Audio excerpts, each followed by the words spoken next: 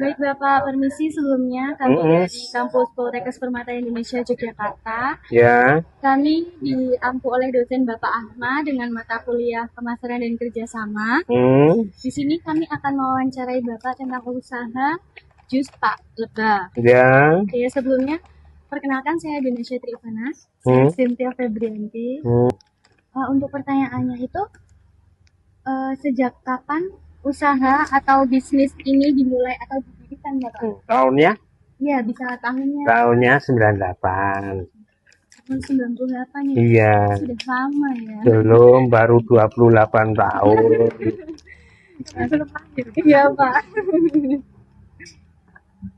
Nah, apalagi, Alasannya Bapak buat usaha ini tuh ya karena kepepet dan bisanya ini kan perjalanan hidup seperti itu. Jadi usaha itu perjalanan hidup, bukan semata-mata kita usaha lantas itu berhasil. Itu enggak bisa gitu. Istilahnya bahwa usaha saya itu yang ini itu yang paling nganu ya ternyata yang bisa menjanjikan cuma yang jus, tapi dulunya kan saya jual usahanya kan tidak hanya jus saja.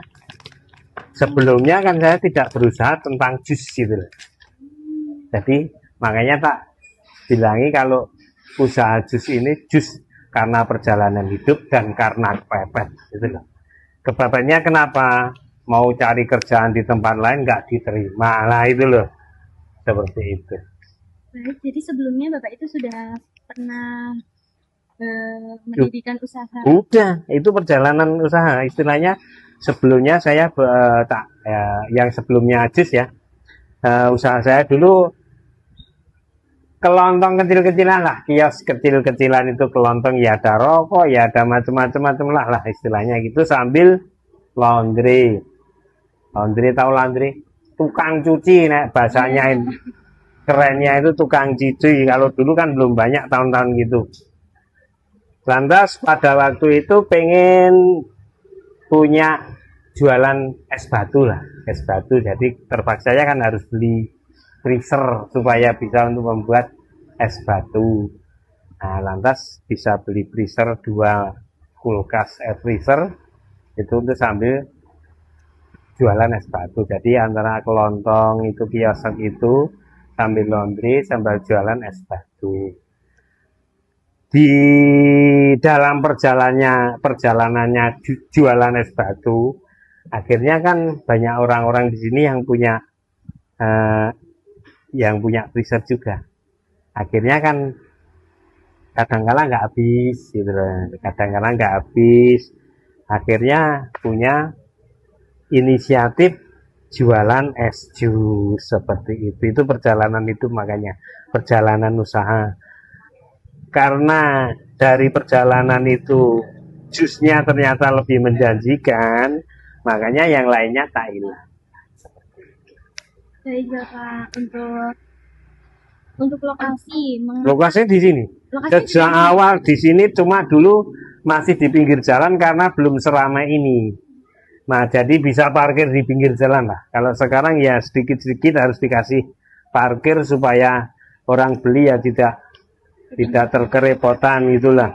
Cuma ya hanya motor roda 2, kalau yang mobil ya tetap saja kerepotan kalau di sini. Seperti itu. kalau di sini menunya yang paling laris itu apa ya Pak? Ya yang paling banyak sekali ya alpukat sama mangga. Tapi rata-rata yang ada di sini pasti yang paling banyak yaitu. Yang lainnya ya laku tapi tidak sebanyak yang itu. Tapi kan orang minum jus kan tergantung manfaatnya yang mau untuk yang kita perlukan, gitu loh. Kalau minum jus asal-asalan juga kan ya kadang-kala ya asal ingin menghilangkan haus saja. Tapi kan sebenarnya kan minum jus kan menurut manfaat kita. Umpamanya kita baru kurang sehat, biasanya ya jambu. Kalau mata ya biasanya wortel. Kalau pencernaan ya biasanya pepaya. Kan gitu harusnya orang minum jus itu. Tapi kalau yang paling yang disukai terus ya itu hanya karena pengen seneng, ingin minum jus karena menghilangkan haus saja. Gitu loh. Ya terpaksa terganggu kan. Ya. Baik Bapak, untuk usaha jus ini, apakah Bapak itu ada supplier bahan dari luar itu Bapak? Atau mengambil atau kerjasama dengan Tidak, pihak lain? tidak, Tidak tidak. ada. Karena apa? Karena biar hanya jus itu tidak semua barang atau buah itu bisa bagus di jus. Jadi ada kriteria tertentu atau kualitas tertentu yang harus kita tahu. Jadi biarpun itu cuma apokat, itu macamnya banyak sekali. Jadinya kita harus milih sendiri. Kalau ada supplier itu kan diantar itu ya harus diterima itu. Iya. Dan itu nggak tahu itu dibagus di jus atau enggak, tetap harus kita terima. Itu susahnya seperti itu. Jadi tidak ada ya Pak? Nggak ada, saya tetap milih sendiri istilahnya supaya kualitas jus itu tetap terjaga seperti itu. Kalau di sini ada karyawannya enggak? Tidak, sekarang cuma berdua, dulunya ada, tapi kan di dalam perjalanannya kan ya orang-orang kan semakin persaingannya juga ketat kan.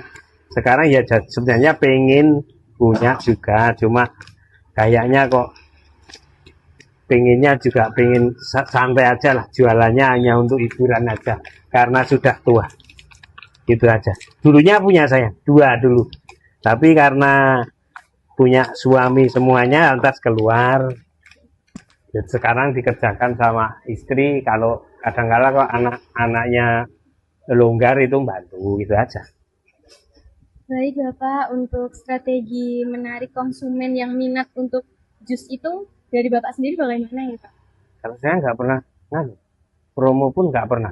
Cuma strategi saya ya kalau kalau strategi saya ya kalau buat jus ya kualitasnya yang bagus saja, gitu aja. Karena segi promosinya yang promosi yang beli, bukan saya. Karena promosi yang paling bagus adalah pembeli, gitu loh. Ya dari mulut ke mulut. Biarpun kita bisa nulis jus saya paling bagus, kalau pembeli tidak bisa menyebarkan jualan kita sama aja. Seperti itu.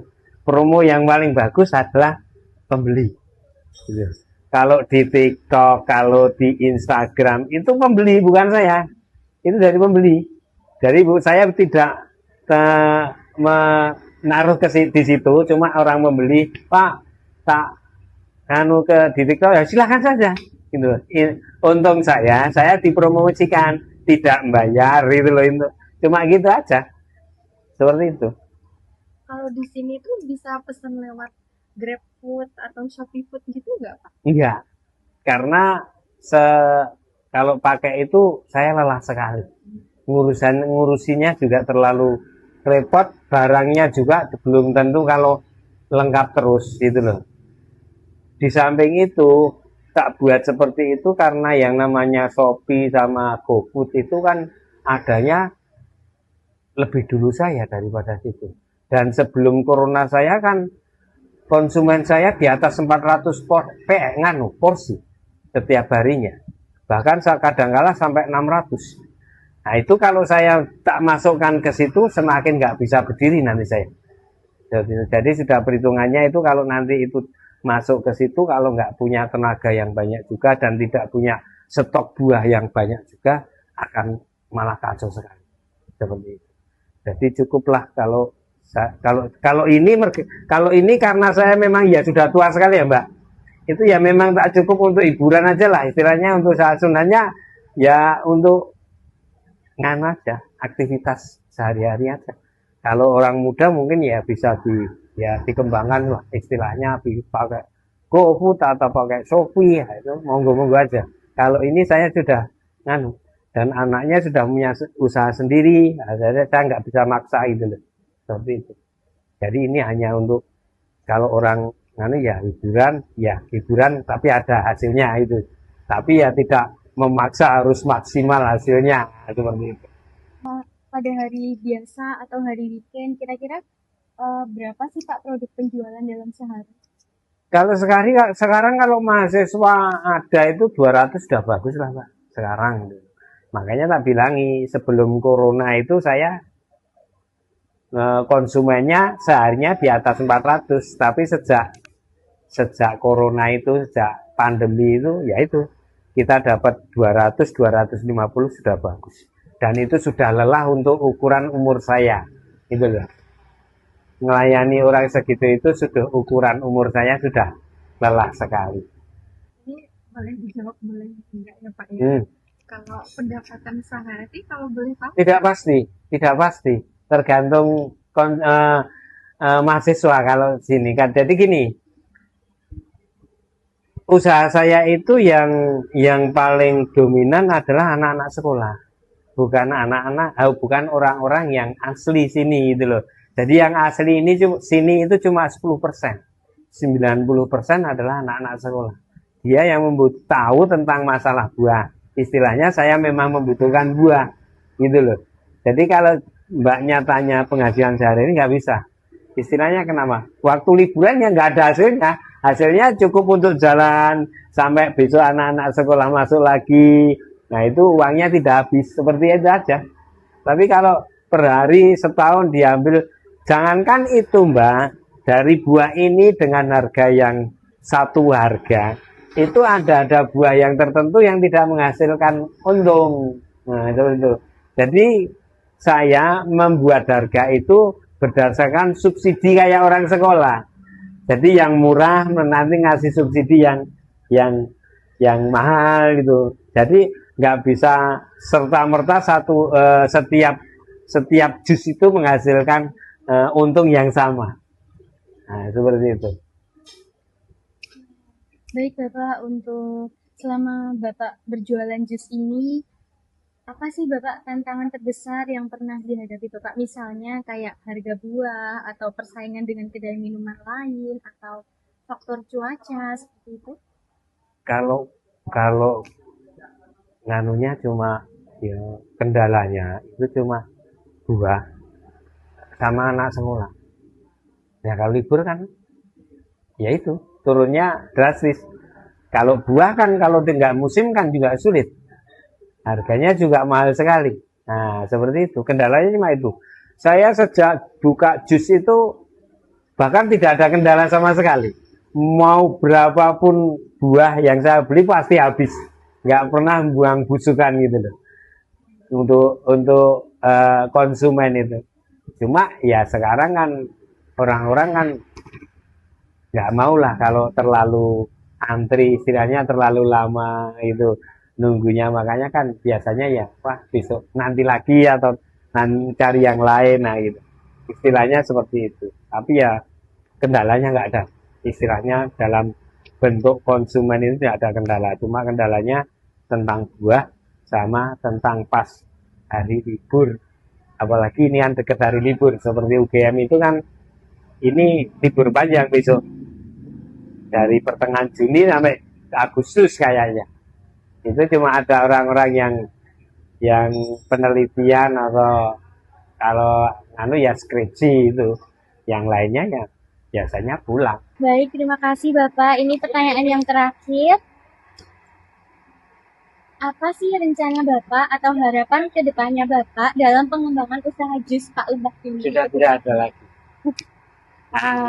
Entah nanti anak-anak saya mau mengembangkan kayak apa, yang jelas saya sudah istilahnya sudah maksimal untuk, sebenarnya masih banyak yang bisa dikembangkan, cuma kan saya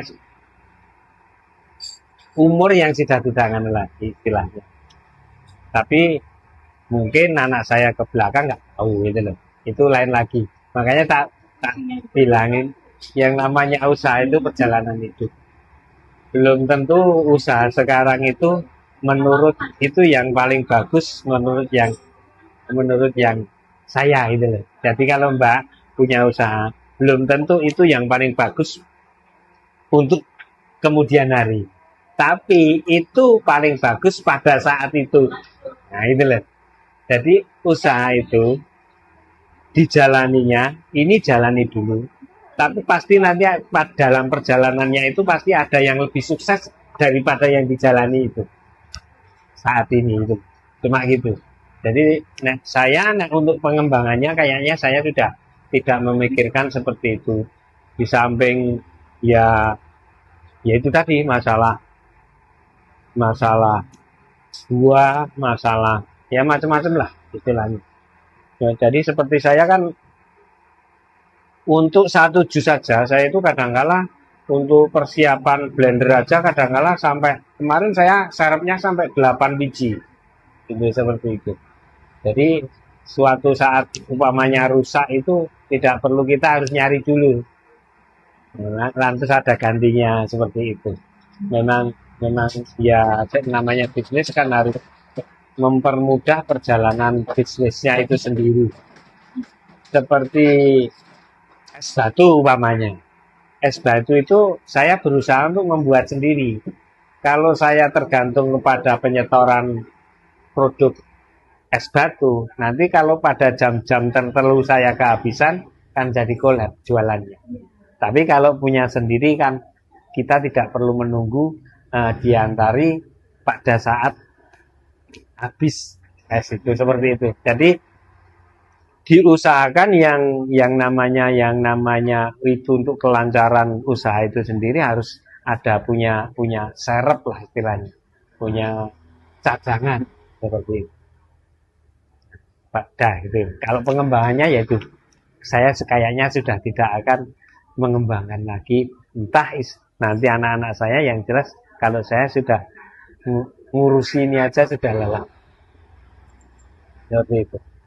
Baik, terima kasih Bapak sudah membantu kami dalam tugas perkuliahan ini. Ya, sama-sama. Maaf dengan waktunya Pak. Iya. Terima kasih Bapak.